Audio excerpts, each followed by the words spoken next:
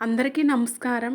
ఎలాంటి తల్లిదండ్రులకు కష్టాలు కలిగించే సంతానం కలుగుతుంది అనే విషయాన్ని గురించి ఇప్పుడు తెలుసుకుందాం. ఈరోజు మనం ఒక చిన్న కథను తెలుసుకుందాం. ఈ కథ మీ ఆలోచనను మారుస్తుంది. వీడియో పూర్తిగా చూడండి. అలాగే వీడియోకు లైక్ చేయండి.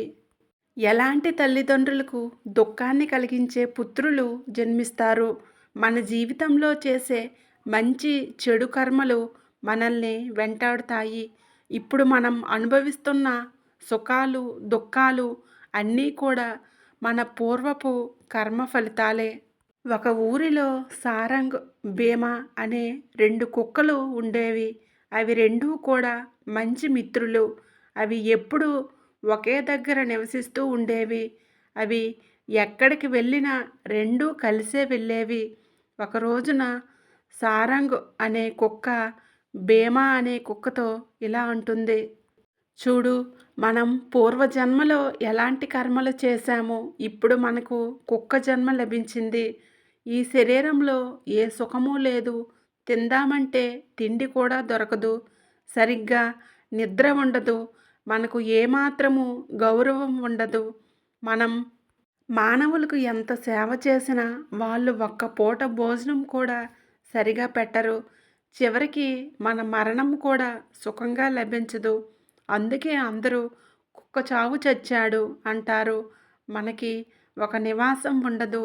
చలికి వణుకుతూ, ఎండకి ఎండుతూ, వానకు తడుస్తూ, ఎన్ని బాధలు అనుభవిస్తూ జీవించాల్సి ఉంటుంది. మనకన్నా మిగతా పశు జాతులన్నీ సుఖంగానే జీవిస్తున్నాయి. చిన్న చిన్న పక్షులు కూడా వాటి గూడులు అవే నిర్మించుకొని హాయిగా జీవిస్తున్నాయి. మనము ప్రతిదానికి ఈ మానవుల మీదే ఆధారపడి బ్రతకవలసి వస్తుంది. అందుకే మనకి ఏమి విలువ ఉండదు. అందుకే గొప్పవారు ఎప్పుడో చెప్పారు, వేరే వారి ఇంట్లో ఉంటూ వారి మీద జీవించడం అన్నిటికంటే కష్టమైనది. మన కుక్కలలో మనకే గొడవలు జరుగుతాయి. మన కుక్కలే మనకు హాని కలిగిస్తాయి. అందుకే మనల్ని ఎవరు దగ్గరికి రానివ్వరు అంటుంది. అప్పుడు భీమా అనే కుక్క మిత్రుడు, నువ్వు చెప్పిందంతా నిజమే. ఇప్పుడైతే మనకి ఈ జన్మ లభించింది. ఇప్పుడు మనం చేయవలసింది ఒక్కటే. మనమిద్దరం కలిసి తీర్థయాత్రలు చేద్దాం. తీర్థయాత్రలు చేయడం వలన ఆ భగవంతుని దయతో కనీసం వచ్చే జన్మలో అయినా కనీసం మంచి జన్మ లభిస్తుంది అని అంటుంది. సారంగ్ అనే కుక్క దానికి ఒప్పుకుంది.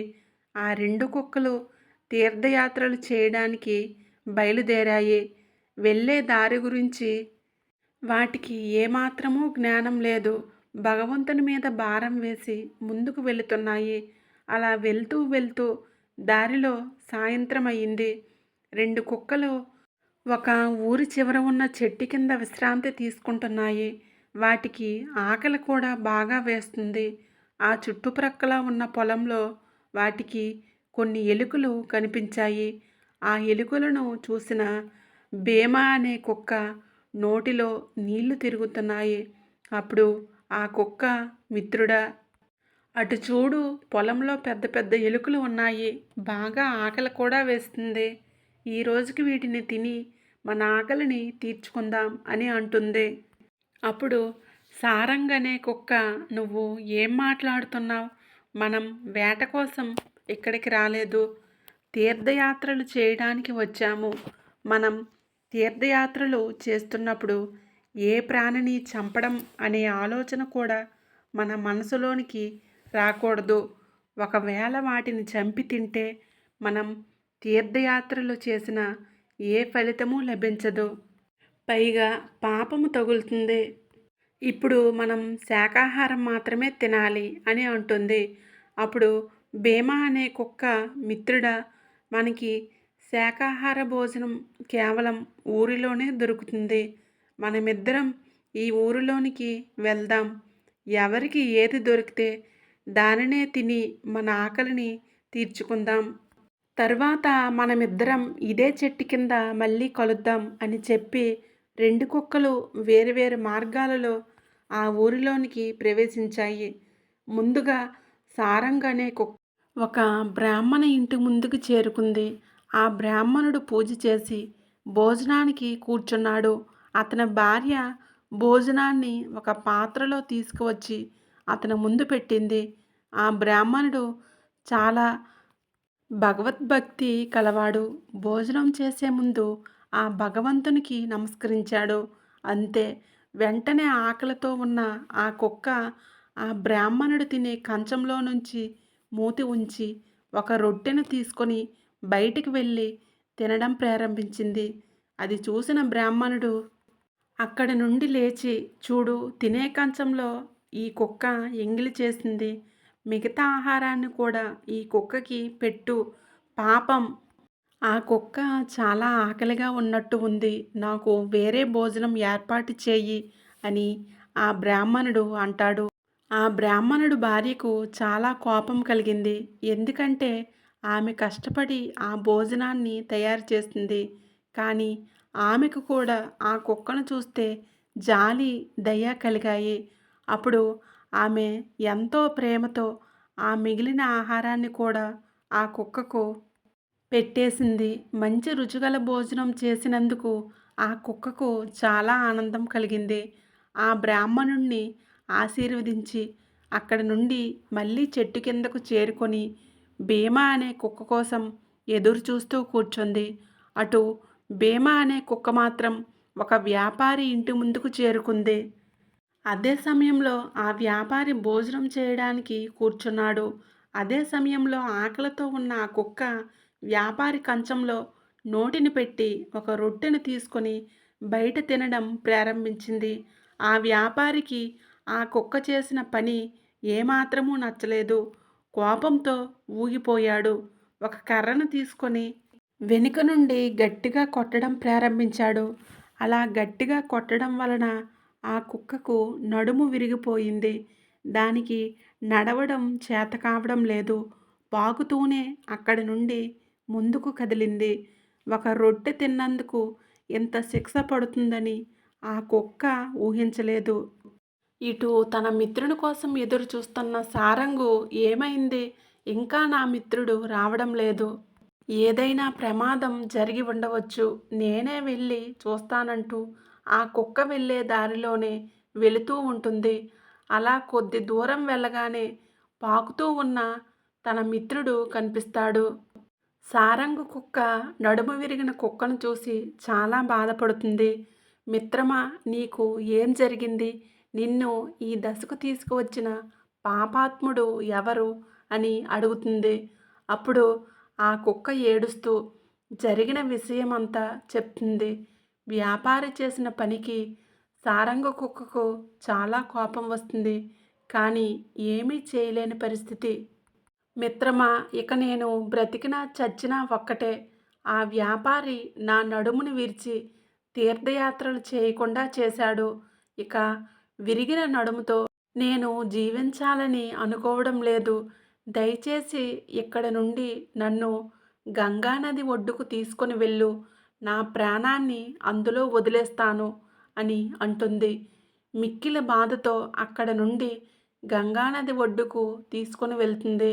అక్కడికి వెళ్ళగానే భీమా అనే కుక్క ఎంతో బాధతో నదిలో దూకి ప్రాణత్యాగం చేసింది. ఇక సారంగ కుక్క కూడా తన మిత్రుడు లేని జీవితం జీవించలేను అని భావించి తాను కూడా అదే నదిలో దూకి ప్రాణాలు వదిలేసింది. ఈ విధంగా రెండు కుక్కలు కూడా నదిలో దూకి ప్రాణాలు వదిలేశాయి. తీర్థయాత్రలు చేయాలని మంచి ఆలోచనతో వచ్చాయి కాబట్టి ఆ భగవంతుడు వాటికి ముందు వెనుక ఉన్న పాపాలన్నింటినీ తొలగించి మానవ జన్మ లభించేలా నిర్ణయించాడు.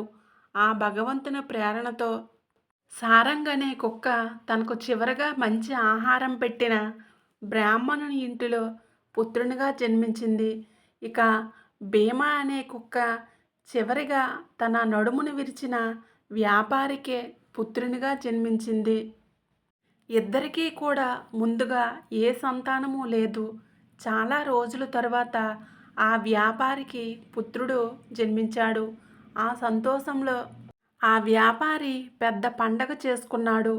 పుత్రుడు కలిగిన సంతోషం ఒకవైపు ఉండగా, అదే సమయంలో తను వ్యాపారం చేసిన ప్రదేశంలో పెద్ద అగ్ని ప్రమాదం జరిగి చాలా నష్టం జరిగింది. అది చూసిన వ్యాపారికి చాలా బాధ కలిగింది.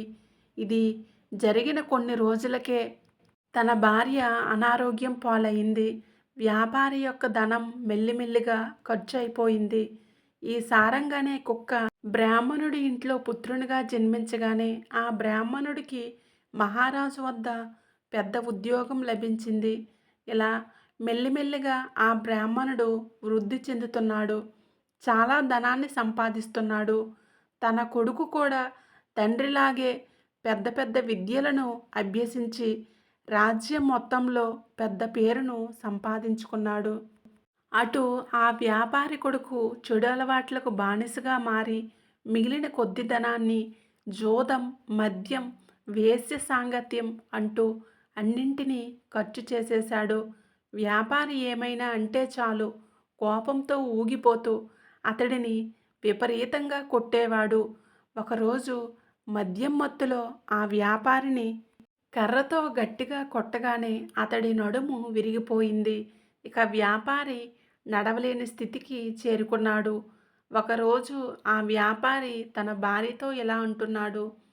మనం ఏం పాపం చేశామో ఏమో, ఇలాంటి దుష్ట ఆలోచనలతో గల పుత్రుడు జన్మించాడు.